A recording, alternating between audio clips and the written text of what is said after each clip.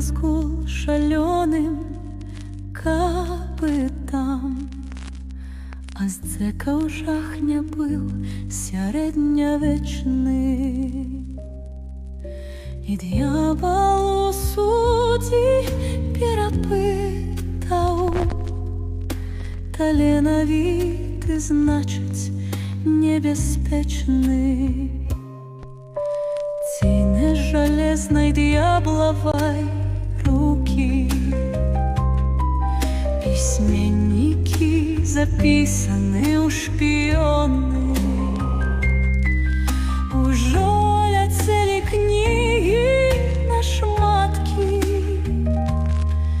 і гразю пакрываліся імёны.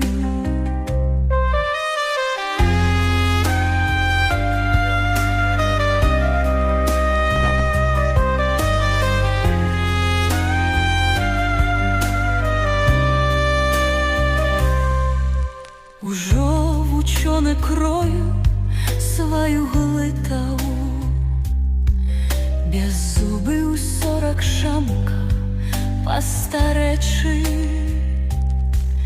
а д'ябал у суддзі перапытаў: не размаўляе, значыць, небяспечны.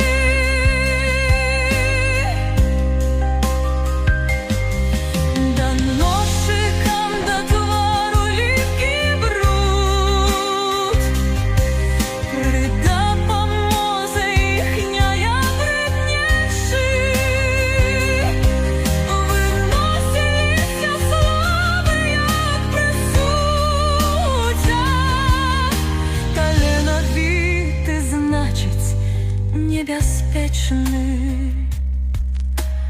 Паміж травы трагічнай грудзя стаю ў журбе і думаю аб вечным.